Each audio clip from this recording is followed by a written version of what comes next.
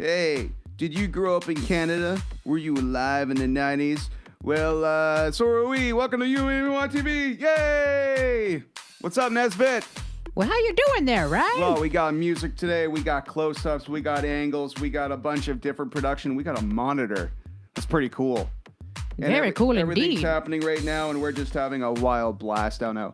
Each and every week when we do this show, we're trying to up the production value, focus in on what makes the show fun, and what makes the show fun for me personally is being able to talk to the people, talk to the viewers, talk to Nezbit. I mean, that's pretty amazing. I like talking to you too, my friend. I suggest, Nezbit, you turn the sound off your phone there.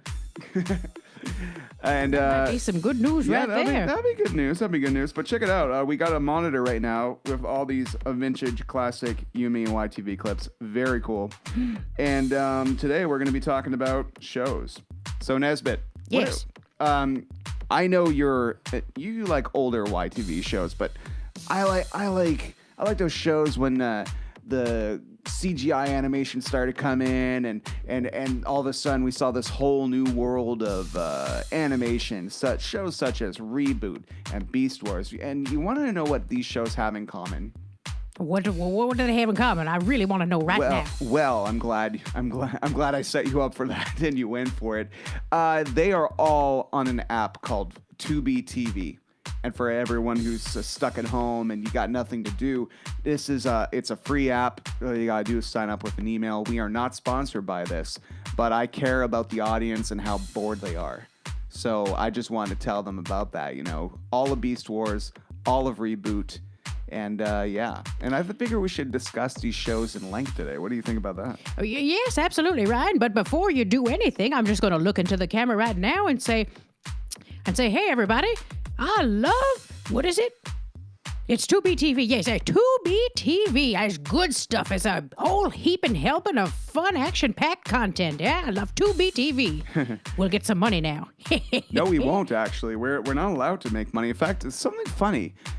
We put out the other episode of this, slightly a little more, we didn't have a monitor. We didn't have music. But we did put out the episode last week, and someone commented that the F-bomb we put in the beginning of it would get us demonetized. I just want to specify, we are not monetized. We can't be monetized. We're a show called You, Me, and YTV that heavily features clips of things we don't own. So there's no monetization on our end. We do this specifically for fun and, in this climate, to kill time. And, yeah. So, Nezbit, I wanted to know. Yes. First of all, it is a dream come true to be able to talk to a puppet. Oh, Ryan, that's such an honor. Well, do you find the term puppet offensive? Would you prefer to be called felted Canadian? I don't know. Like, what do you prefer to be called? You know, like, I think puppet's kind of an outdated term. I think you're probably going to want to be called something a little bit more current. So what do the kids call you? Well, Ryan, you're stirring up a lot of emotion for me, but, I prefer to be called the Felt Tip Amigo. All right, Felt Tip Amigo. It is wonderful that you're getting in this. We don't have any comments online, do we, Mr. Felt Tip Amigo? Well, let me check out that news right now. I hope everybody's doing well. Let's see. Oh, Jenny Watson's watching. She's tuning in. Hello, beautiful lady. I love me some Jenny Watson. What a sweet girl. Hello, Jenny. Yeah, so right now, this week, we're trying to keep the energy up. For those of you who have never seen the show before, pretty much this is an offshoot of what we usually do. Usually, it's me interviewing a YTV star that you love and know from the 1990s, 2000s, talking about the shows that made us. You know, we're talking about the movies that made us and the toys that made us. But this is our little version of called the YTV shows that made us. But this You, Me, and YTV, it's a personal thing. It's about me talking to the people of YTV, but it's you too, you know? And you, Nezbit. You. Oh, I'm so happy to be involved in this. It's like ladling good news right into my face. questionable expression, but whatever. You know, Well, what questionable experience is better than ladling steaming crap into my hands? That's true. That's true, Nesbit. I love good news, not steaming crap. You know, one of these days, I'm just going to have to tell you about the... Anyway, let's keep going. Well, tell me about the something. I don't know. Tell me about your backstory. I'm always interested on this, but I know that I set you up. And Well, see, the thing is this. A long time ago, I was in college and I was having some fun with my friends, and somebody told me, "Hey, why don't you go over there and pick up that mud and throw it over there?" And I said, "I can pick up some mud and throw it." It turns out it was a steaming pile of cow dung. I was like, "Now what is this? Now you listen here. I am not interested in any cow dung in my hands." So when I'm talking to you and we're talking about good news, well, I like having good news near me. I don't know why I went to that place, but, well, I'm over it now. Thank you for killing all that time so I could open up the feed. All right, everybody. So today, it's not really a question and answer period. I mean, yes, last week was. But please, if you have any questions or any comments, we'd love to read them. In the meantime, I am going to talk to you right now. We're going to go in depth about the history of a great series called Beast Wars. Oh, Beast Wars, that's a ferocious program. And I'm going to cue it up right now. We're testing with our new technology right here. And yeah, so anyhow, this is Beast Wars. Give it a sec for YouTube to kick in. Here we go, and there now. So Beast Wars was, I believe, I got to make sure I get that right, but it was from Mainframe Entertainment, the good people who brought you Reboot. And Reboot was the first live-action series ever to be fully featured as a CGI cartoon. Every character, all backgrounds were all done in CGI. And after that, they conquered the Transformers world. Oh my goodness, that's a lot to undertake right there. Exactly, and we have interviewed some voice actors from Beast Wars on our program, including David Kay, who played Megatron. That fully episode will be out in a few weeks. But before that, you can check out Cheetor from Beast Wars, who also was the original voice of Goku from Dragon Ball Z. And yeah, it's been a pleasure making this series and on our end, and it's been a pleasure talking about you. Oh God, I need coffee. It's been a pleasure to talk about Beast Wars to this degree, because that show shouldn't have had as much heart. It shouldn't have had as much passion. Such a driven storyline that wasn't repetitive. I think it took Transformers, and I think it innovated it. Well, now, Ryan, we're being reminded that it's called Beasties in Canada. That's true. Beasties in Canada, because the parents are like, we can't have war in the title. That's my sister you're talking about. I know. She sounds just like that. Hey, everybody, what's the news? And I said, why don't you tell me the news? She says, I am telling you the news. I'm asking you the news. Right, I think I need a nap. All right, Jack Tierney's my buddy. He's watching, and Jack has been on Facebook for a few years, and he's got him back on Facebook just in time to see what has become of me. And I hope I make you proud, buddy. Jack's a great guy. He's played in bands like Road to Rehab, and he's a great dude.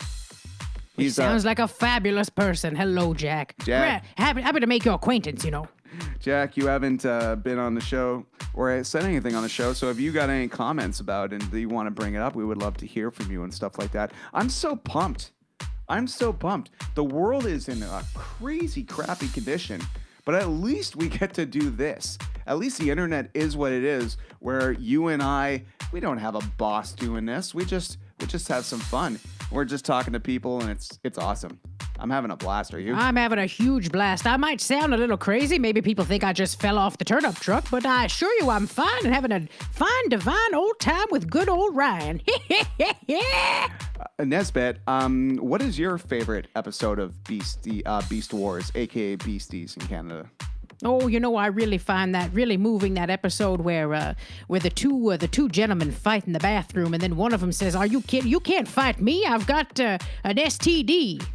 Oh, that was Degrassi. I'm so sorry. I'm on the wrong show. Oh, Jesus. All right, gonna cue up Beasties there again. Yeah, Nezbit. Interesting stuff. Another interesting thing about this series is that all the cast was Canadian. Oh, that's good news. And it was shot. It was recorded in Vancouver, and Vancouver was a hotspot for voice animating and voiceover. Not animating. I apologize, everybody.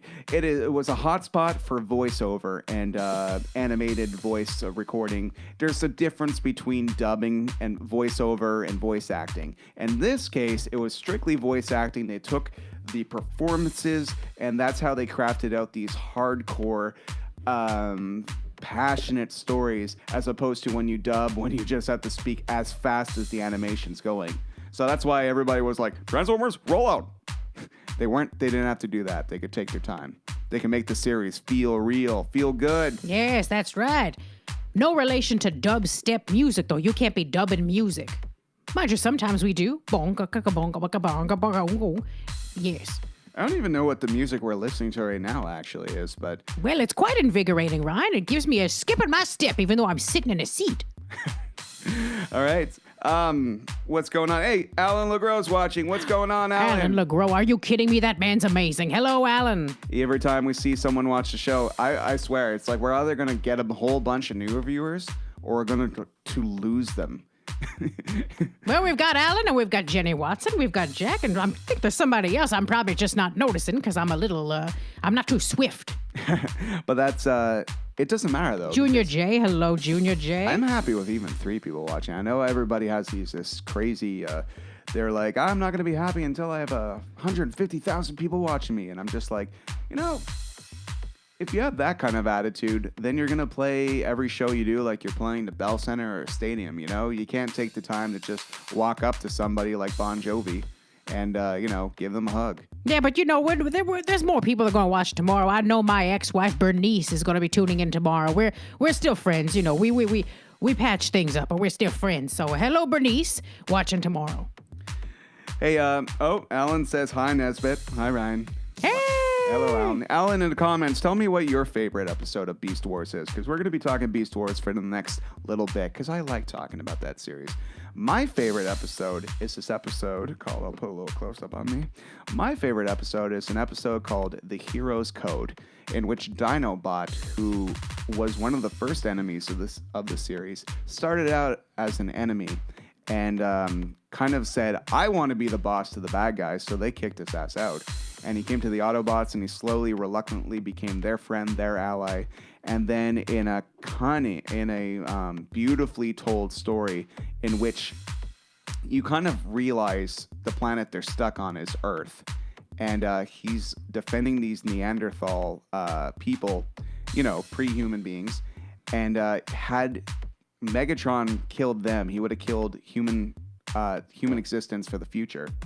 And as a result, Dinobot sacrificed his own life to pretty much save them, and it was freaking beautiful. And when you think that's a CGI cartoon, and you're like, wow, the depth of emotions that these series used to be able to give people was quite insane back in the day, especially when you had trust that your kids could process a series. Oh, my goodness. Except if you call it Beast Wars. Ryan, I just saw that a good lady I know, Andre Sophia, is watching. Hello, Andre Sophia, and hi to your 2 beautiful boys. Those are awesome boys she has. They're so smart. They're so sweet. Absolutely wonderful children. I wonder what kind of shows everybody else was watching. Yeah, that's a good question. In fact, let us know what kind of shows you were watching back in the day, everybody. I guess I should have talked about this show first, but since we're on the topic, let's talk about another show that was on... Sorry, Nezbit, the camera's been on you for quite a while, but that's fine. Oh, your friend Carlo Before the Archambault is joining now, too. Hello, Carlo. Awesome, man. All right, I'm just queuing up another show. We cannot talk about CGI shows unless we talk about the OG one that started it all. This is a little brief story of the show Reboot. Now, I know we can make our own individual episodes, and maybe someday in the future we will, with full editing and all that other jazz. But we're going to be talking about Mainframe. I come from the net, from systems, cities to this place, Mainframe. Who's Ned? Your father? You come from Ned. Who else? There's 2 people involved in that. Oh, the net. Yes. My format guardian, to mend and defend, to defend my newfound friends their hopes and dreams to defend them from their enemies. I loved Reboot. When Reboot came out, that was, and pardon my French, I don't mean to swear, but that was, I'm going to try to keep it under control. That was a mind F. When I first saw Reboot, I had seen nothing like it. The only CGI I really ever consciously saw was in Jurassic Park, where I'm like, that ain't no puppet. And the stories with Reboot, it's insane. It's just about these people that live inside a computer. They are the sprites, they are not the users. When we play video games, we put a game in there and we push power and let's go. We kind of mess up their system, and it's up to them to try to kill us. We're the player. If we win, it kind of damages their world. If the user wins, so it's up to them to be the guys in the video game that are always trying to, come at you and kill you.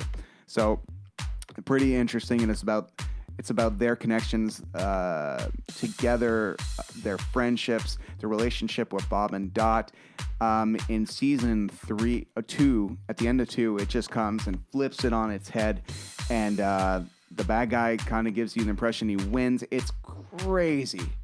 And our buddies of the show, Chris Drysdale and his brother, were mentioning last week about, hey, what do you think of this new Reboot show? And my only thing about it is, I haven't seen it, but I will say this. It's a real drag that they didn't just finish the series, because the series ended on a cliffhanger. And it would have been lovely to know what actually happened. For years, we've all been speculating what happened. What happened to Megabyte? What happened to Bob? What happened to Dot? What happened to Enzo, Matrix, all the other ones? So I guess it's kind of a bummer that we got that instead. We got what we got instead of that. So whatever. It's not really even a reboot of Reboot. It's more of a, I don't know. I don't think Reboot needed to be rebooted. God, that's a mouthful. What say you, Nezbit? Oh, I'm a little distracted right now, Ryan. I think I just forgot to have a big steaming bowl of porridge, and I think it's still on my kitchen table today, and I'm pretty upset about that. Oh, Tanya LeBlanc's watching. We got some comments from some people, if you would like me to read it out for you. Well, yeah, why don't you read them, Nezbit? Well, we've got Mark David. Hello, Mark David from television. He says, hello, Nezbit and Ryan. Hi. Looks like the tradition of interviewing legends on the show continues. Oh, isn't that nice? He's a friendly man. And we've got Alan over here. Honestly, the very first episode, being an old fan of the original and not having social media to tell me it was coming. That's a really good point. Solid point, Alan. The pure excitement of a brand new Transformers. You know what? That same thing happened to me, Alan, with the Justice League cartoon. I didn't know it was coming. I was drunk at my friend's. I got hammered the night before. I woke up still a little groggy, and it says, next on TV, Justice League. I'm like, what is this, Super Friends or something? And then I see Batman. And then I see Superman. And then I see The Flash. And then I'm like, oh my God, what the hell is happening? And I was so excited, and I was a lone nerd amongst a bunch of cool punks, and some of them tuned in and stuff. But nerds are cool, no. Everybody knows that. It's cool to be smart. It's cool to have knowledge. Knowledge is power. I just made that up. Yes, but I'm talking about this was almost 20 years ago. This moment was almost 20 years ago. And 20 years ago, the landscape of what a nerd is a little different. For instance, your good pal Ryan here was, trying to wear his cool clothes. Well, at the same time, he was the, he was your carbon copy dork you see in every single 80s movie, except he had spiky hair. Yeah. Hey, we got Danny D watching here. Why don't you say hi to Danny D? What's going on, Danny D? How's it going? That man is incredible. I've seen him on stage in his underpants. It's hilarious. The man's wonderful.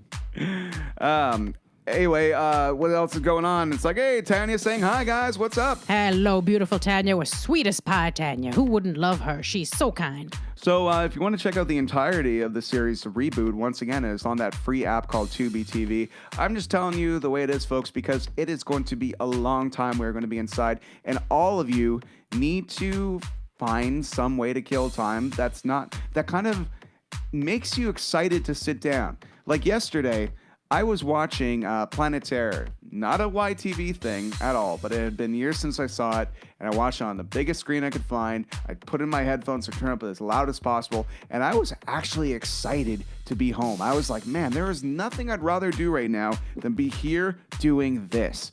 And we have to find what that means to each and every one of us if we're going to get through this without going crazy. Because there's tons of things in this day and age, in 2020, that you could do on the internet and what is given to you slightly for free, such as Tubi TV, where, that's Tubi, where we can actually be excited to have some time off. And plus, you could show those of you who are parents, you could show your kids these shows.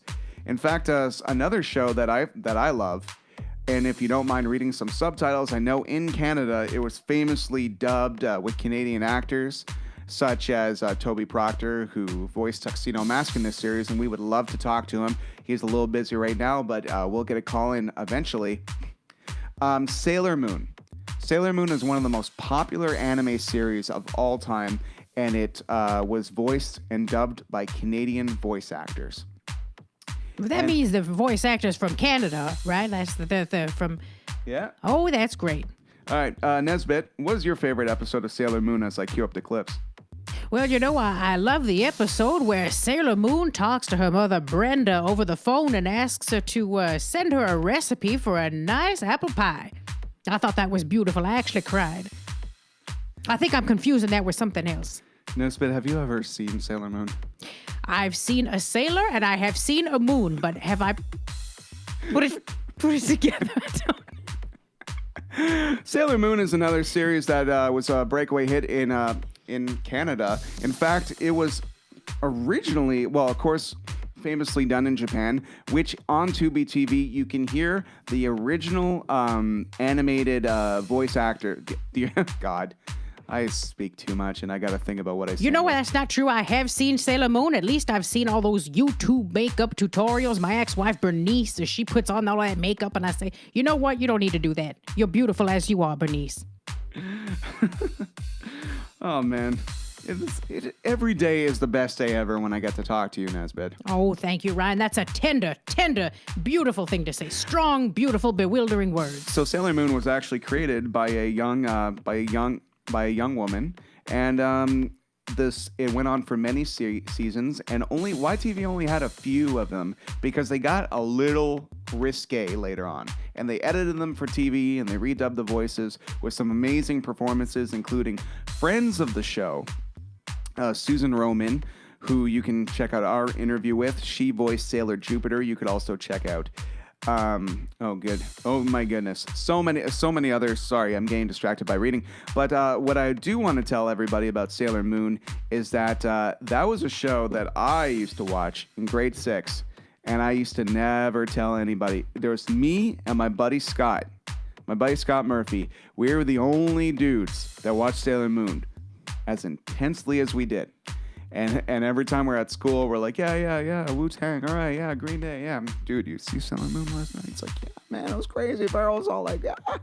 It's too bad you can't just say that out loud because you got to worry about everybody thinking what they're going to think in high school. And then if you went around saying you like Sailor Moon, people probably fancy you need some medicine for that. But it's nothing to be ashamed of at all. It's a good program. The only thing I don't like is, I don't watch that show because it's got something I really hate inside of the show. It's every show they always have this. It's music. I hate music. What do you think we're listening to right now? I'm just joking. I love music. What kind of psycho doesn't like music? Oh, Nezbit, you crack me up. All right, so we got more questions here. I'm gonna read a few. Okay, so Tanya says, "Love you guys. You guys are entertaining." That's what we try to do. We love you so much, Tanya. What a sweet as can be, beautiful, kind lady you are. Aw. That's what we're trying to do right here. We're trying to entertain you because there's nothing to do except live on the internet. So we're going to be live on the internet, and we're going to live. That's how we're going to live. We're going to be alive and live our lives on the internet until we're allowed outside. That was beautiful. Yes. All right, Mark David says, "I still remember when Sailor Moon premiered on YTV 26 years ago. It was a big deal back then." Yes, of course it was. Yes. 26 years. My God. That's true. That's true, because I was much younger 26 years ago. Yeah, I remember when Sailor Moon came on, my first thought was, what the hell am I watching? And then I'm like, after 5 minutes, I'm like, man, what the hell am I watching? This is great. who was everybody? I want to know out there when we're on the topic of Sailor Moon, who was your favorite Sailor Scout? Because I'll tell you mine. My favorite Sailor Scouts were Sailor Jupiter, because she was tough, and pretty as heck, of course. But she was very tough and could defend me from bullies. And I just want you to picture the Jerry Maguire kid and with an awkward growth spurt. That pretty much describes me when I was 10, 11 years old. his little factoids and Jerry Maguire. My neighbor has 3 rabbits. That's good news. As long as they're not in a cage. Okay. And what else? And my other favorite, of course, was Sailor Jupiter, which was voiced by Katie Griffin, who has also been a guest on our show. If you want to check out our interviews with Linda Ballantyne as well, who played Sailor Moon, you can check them all on You Mean YTV Season 1. You can check that on YouTube and Facebook. And that's pretty much what this is. These episodes are keeping the show alive between interviews because we have some recorded, we're editing them, but we're having a little trouble making more episodes because some people are just not in the mood to do this right now. And I don't blame them. Do you blame them? Blame who? Oh, you're the best. All right. Mark David's also saying my entire class watched Sailor Moon. We always discussed it at school. You lucky dog. My goodness. That was not the case with my school. But I will bring up something else. In fact, I'm going to bring this up right now. This is a little factoid that not a lot of people know, Nezbit. But before we go, actually, I want to know what your favorite Sailor Scout was, Nezbit. Well, I think my favorite Sailor Scout was that Sailor Moon. No, I'm kidding. I liked Sailor Mars. I liked her long black hair and the way she flew around all over the place and doing all that sailor sort of beautiful running around and... Oh, dear gosh. What is that? By golly, that scared the bejesus out of me. I think I wet my pants. Oh, that's fun. I didn't realize you could wet your pants. Well, you're going to realize pretty fast next time you sit in this chair. All right, we're queuing up on YouTube. The next show we're going to be discussing, this is Samurai Pizza Cats. Now, everybody, this entire series could be found on YouTube. Yes, I know you're all extremely excited. to be able to watch this series as much as we are. Samurai Pizza Cast was dubbed and recorded by all Montreal voice actors, including Susan Glover, who played Francine. And Susan Glover, if I could that woman is a powerhouse talent. If you don't know who Susan Glover is, I don't know what to tell you. She's fantastic. Well, tell everybody what else they would know Susan Glover from on YTV. Well, I know Susan Glover was on a show called Radioactive, and I used to watch that program all the dang time. It was so funny. It was just so stupid, but like it knew it was stupid. So it just owned it. It was great. Yeah, kind of like Monty Python in a way. Like it's like the right to be silly. We know we're silly. Yes, exactly. Some things are just silly, like in that movie Jungle to Jungle, where he's like, "What's your name?" And he goes, "His name is Mimi Siku," and roughly translated, it means cat piss. All right, everybody should know that Susan Glover on Radioactive played Miss Atal and did an amazing performance. We would love to get her on the show, Mr. Noseworthy, where we interviewed the cast of Radioactive a few months back. Then life got in the way, and then now current life got in the way. And, you know, it takes a lot of time to make an episode and a lot of research, and sometimes you just need that gusto to get going. I have a lot of gusto to do some live shows, have some fun with you guys, but not to spend 10, 11 hours doing research. So it will come out, and when it does, I hope you watch it. Because oh, Ryan, I've got some tea for you. The woman who played, I believe, as Morgan on Radioactive, she just commented, "Hey, Ryan's hot." Oh, my goodness, she better calm herself down. Oh, my goodness. Yeah, she's gotta get a clue, you know? I'm like, look, just because we've been going out for 9 years, but it doesn't mean you get to keep commenting and following me around. I didn't set it up. I could have made that so much funnier. It's like every time you turn around, she's in your house. Yes, exactly. That's under both of your name. Making me food. All right. Oh, yeah. Jack Juan Tuesday Gonzalez saying, Jack, is watching. Samurai Pizza Cats, his favorite YTV show. Well, guess what, Jack? All 50-something episodes of Samurai Pizza Cats are available on YouTube right now.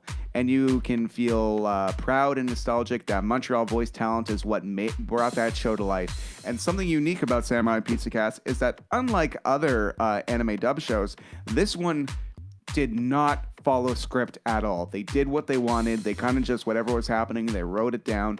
I believe they probably improvised a lot of it.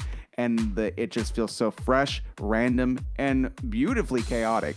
So to those of you who love anime and just love cartoons in general, check out Samurai Pizza Cats. I think you would really, really like it. Ryan, you need to stop right now because you're making me want pizza. In the last sentence, I'm hearing the words fresh, and I'm hearing the word pizza, and I want pizza that's fresh because nobody wants rancid, rotten pizza. I want fresh pizza right now. I keep cutting to you every time you finish talking. So well, I'll tell you, I'll reiterate. You said the word fresh, and you said the word pizza. Yeah, okay, we got it. Delicious vegan pizza. Oh, so hungry. It's but we've been eating well, so it's okay. It's been not bad. It's not bad. Like I said, I want pizza now, but I don't want any cheese on it. That's full of pus and mucus, and I'll throw up all over the place. All right. Besides Samurai Pizza Cats, I could also cue another show, but yeah, you know what? I will cue another show. Tell me some fun factoids about Susan Glover. Well, from what I know, Susan Glover is really good at learning her lines. You'll never find a day on set where she doesn't know what's going on. So... I'm queuing up a show. Keep talking. Well, first of all, she's somebody who, back in the day, from what I've heard, is she always nails every take. Every take is a good take. There's no such thing as a bad take with Susan Glover. She's got versatility, range. She's a talent. She's hilarious. And, sometimes when she says a line, if she really wants to put some zizz into it, she's like crossed her eyes. And it is just a thing of beauty to witness that. Is hilarious. And she also has good chemistry with whoever she's working with, whether it's Robert Higdon, who played TV's Mr. Noseworthy on Radioactive, or, let's see, all the boys and all the girls. She's really, really funny. And sometimes she ad-libs, and it was always a hoot to watch her in action. I tell you, she's a real funny lady. Oh, sorry about that. I was queuing up another thing. Anyway, so in the early 1880s, I'll tell you another story about my great-great-great-grandmother, Felicia. Well, Felicia, am I supposed to just make stuff up while you're doing that? No. I just wanted to queue up in our show because we talked at great length about Samurai Pizza Cats. I also wanted to talk about a special show, if it ever freaking plays, called Are You Afraid of the... Waiting.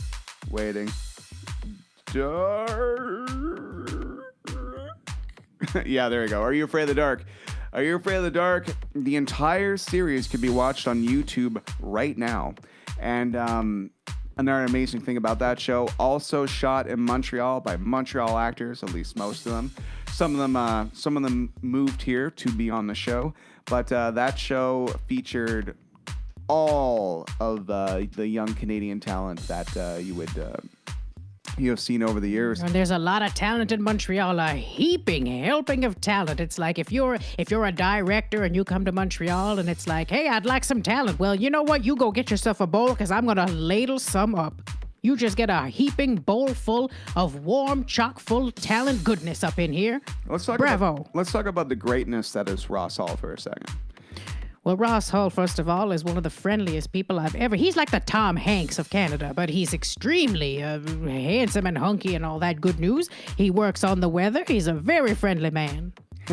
Ross Hall is great, and he's a super nice guy. He's been on a show. He was our first guest ever. But he's really the face of YTV, isn't he? He's just been nailing lead roles all over the place. Yeah. With good reason. Ross Hall was, he played Gary on Are You Afraid of the Dark? Gary Sinise?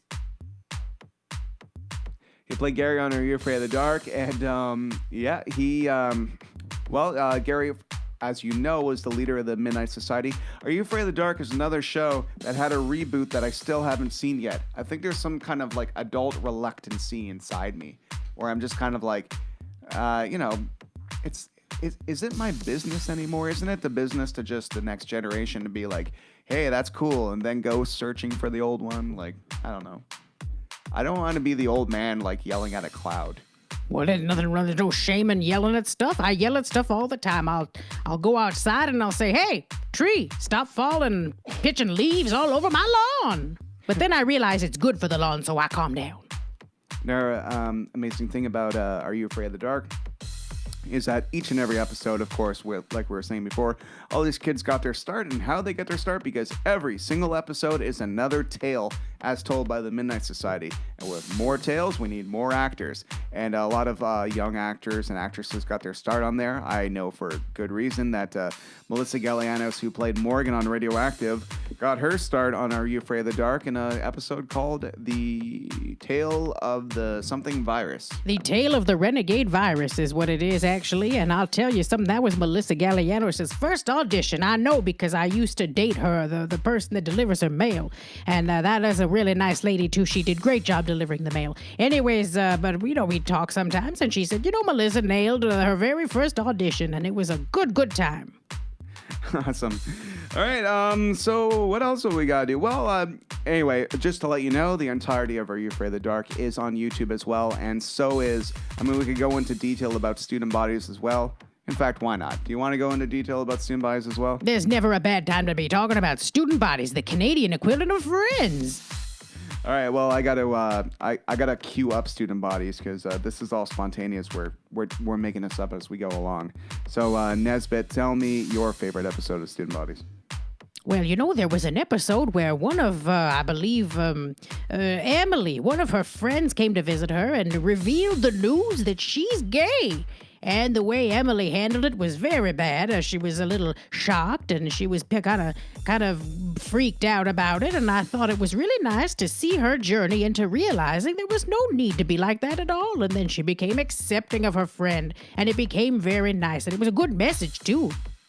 Yeah, and what's interesting about that, we're queuing up the student bodies clips right now.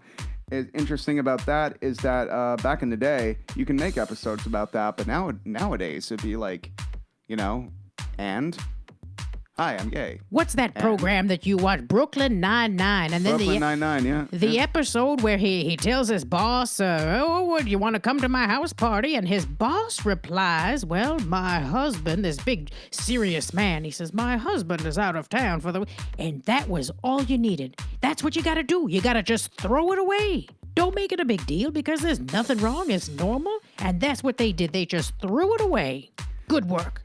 Something about a little factoid about the Student Bodies TV show is that the first season was going one direction, and then almost to the end of the series, they decided to go in a more serious direction. And then by season 2 and 3, they really, that was the show that they were always supposed to be. And I've talked to multiple members of the cast that you can watch throughout our series. Where they basically said, it's that goop episode. They made this episode where they were all in chemistry class and they made this goop, and they're like, that's when they could have jumped the shark. They're like, are we going to be this silly show, or are we going to talk about, like you just talked about, are we going to talk about friends that are gay? Are we going to talk about breakups? We're going to have them cheat on each other, all that kind of stuff. So it all stems from that first season of Testing Grounds to see what kind of show are we going to be.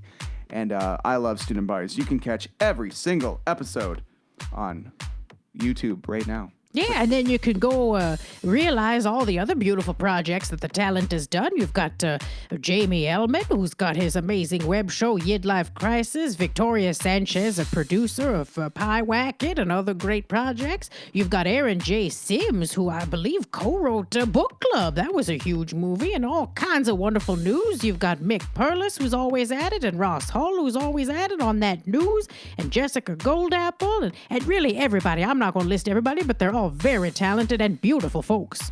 The interesting thing is that Alan LeGros is asking me, and I don't know if I'll be able to find enough clips to justify how long this will be on TV for, buddy. But do I remember Erie, Indiana TV show? Yes, I do. Of course I remember Erie, Indiana. Erie, Indiana was a show with, what's the name of that gentleman again from Hocus Pocus? That's the boy named Omri Katz. He was from that program Hocus Pocus, which was originally offered to Leonardo DiCaprio. How's that for some news? That is some news. And maybe someday we'll do a whole show about just movies and stuff like that. And in turn, Leonardo DiCaprio was not the first choice for Basketball Diaries. They offered that to River Phoenix. God rest his soul, but he had passed away. But River Phoenix, he was the vegan James Dean, they say. Good work, but DiCaprio, of course, is an A-list actor as well.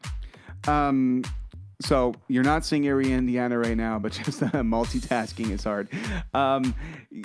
Another interesting thing about Erie, Indiana is it's this guy named Marshall, and he moves to a small town, and things are a little weird there. Things aren't what they're supposed to be, and him and his new friend kind of slowly investigate the weirdness that happens in Erie, Indiana. The show is amazing. And I believe you can watch the entire series, not on YouTube. I believe it's that other one. I Google it. Yeah, his name is Marshall, but just to clarify to the people at home, and not to be confused with Marshall Mathers, that's Eminem. Are you happy? Oh, man. Yep. I think it's just about time that we wrap up the show. I think it's been like a good 20, 25 minutes. I'm not even sure. Let's double check. Nope. I have no idea. How long we've been on the air for. But that's all right, because I've been having a great time. This music, the monitor, it's all a lot of fun. The music gets me want to get up on my feet and dance all over the place. Well, actually, Nezbit, is there a particular episode we're going to talk about in our show right now, and we're going to cue it up? But as I cue it up, I want to ask you, Nezbit, if you can't talk about student bodies without talking about the greatness of the show Radioactive. Now, is there a particular Radioactive episode that you are very attached to, Nezbit? Well, see, the thing is this, Ryan, I'm glad you asked. My favorite episode of Radioactive by far has to be Daydreamin'. And the reason I say that is because it was such a great idea that the writers had. Terrence Bowman, Bernard Denige, and Shane... Oh, dear God, golly, I can't remember his last name. It's been so long. But anyways, they wrote this episode called Daydreams, where basically the students are falling asleep in class. They're falling asleep. They don't like class.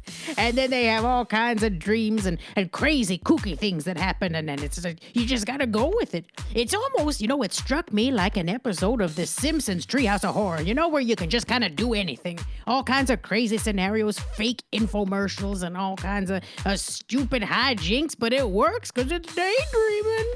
All right, almost got it queued up. Sorry for the time it takes. We're a crew of two, and we do the job of many. So anyway, here's a little clip from Student Bodies. Here's a little clip from Radioactive. I believe it's the second season in which. Look at that! That's that hunky Andrew Walker. He's in all the Hallmark Christmas movies. He's their George Clooney over there. He's been in more Hallmark movies than anybody else.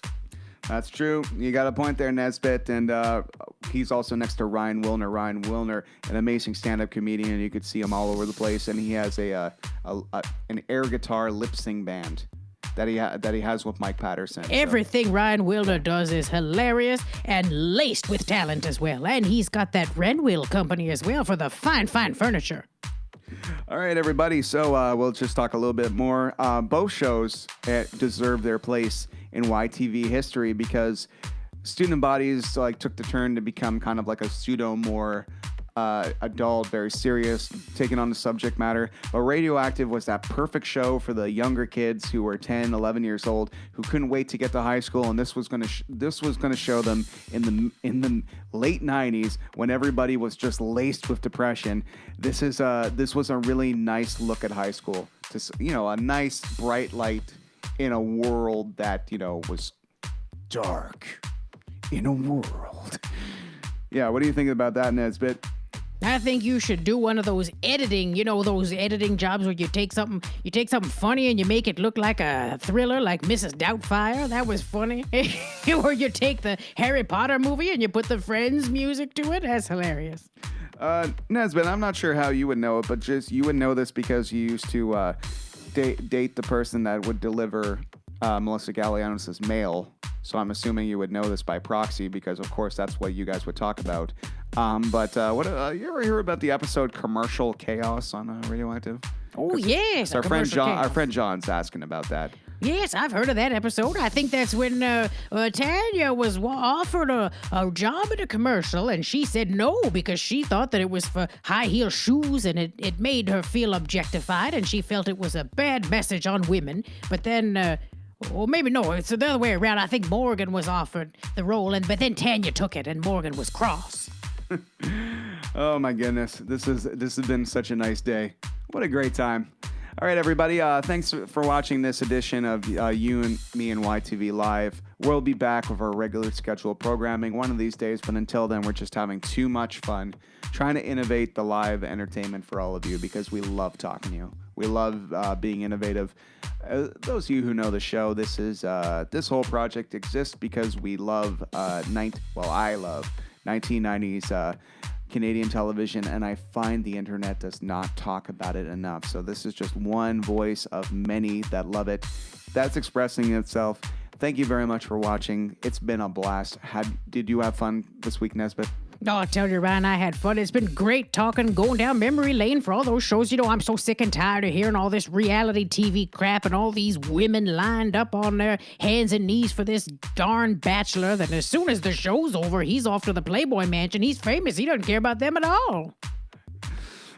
All right, pal. So, yeah, definitely, this has been great. Let's not wear out our welcome.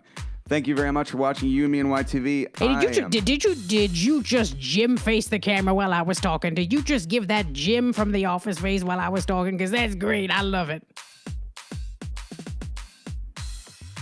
Yes. Excellent. Bye, everyone. Bye, everybody.